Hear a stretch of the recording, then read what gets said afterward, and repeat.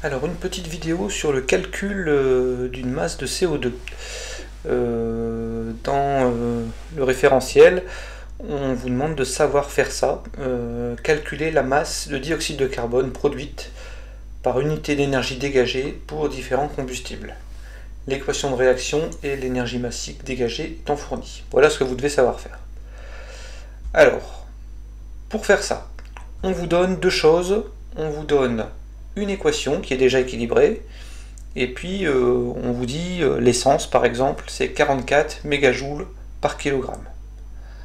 Donc ça veut dire qu'un kilogramme d'essence va dégager une énergie de 44 mégajoules.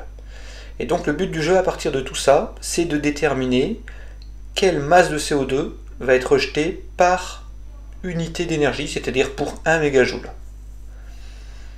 Alors la méthode, la voici. On va d'abord calculer la masse d'essence concernée pour 1 mégajoule.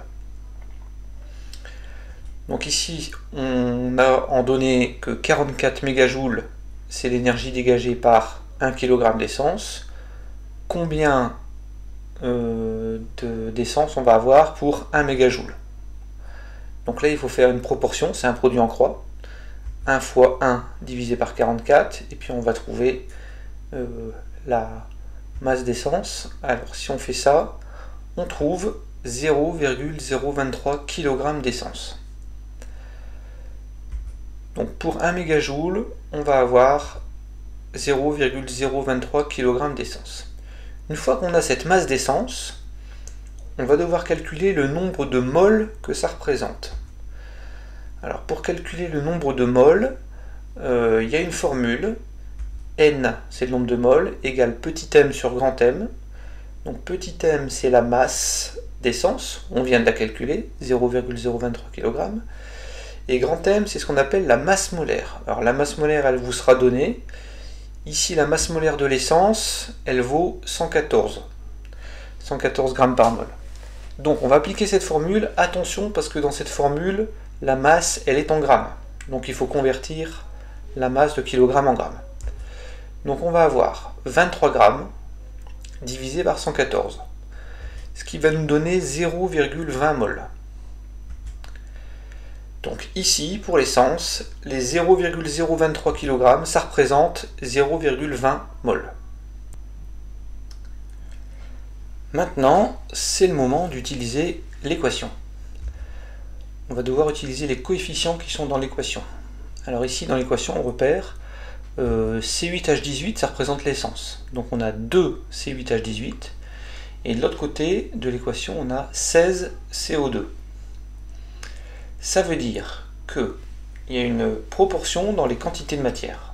La quantité de matière en essence, C8H18, divisé par le coefficient 2, c'est égal à la quantité de matière en CO2, divisé par le coefficient 16. Et donc on doit utiliser cette proportion entre ces deux quantités de matière pour déterminer la quantité de CO2. Donc finalement il suffit de faire passer le 16 de l'autre côté, il va se retrouver multiplié, et donc on peut déterminer NCO2, la quantité de matière, le nombre de moles de CO2. Donc 16 fois 0,20 divisé par 2. On a 1,6 mol de CO2. Donc de ce côté-là, on écrit CO2 1,6 mol. Mais nous, ce qu'on veut, c'est une masse. Donc on va devoir transformer les moles en masse. Pour ça, on réutilise une deuxième fois la formule N égale petit m sur grand M. Moi, ce que je cherche, c'est la masse, c'est petit m. Donc on transforme cette relation-là en petit m égale N fois grand M. Et là, on n'a plus qu'à remplacer. Le N, c'est ce qu'on vient de trouver, 1,6. Et puis le grand M du CO2, il vous est donné, c'est 44. Donc ça nous fait 70 grammes. M égale 70 grammes. Donc pour répondre à la question, on a produit ici 70 grammes de CO2 par mégajoule.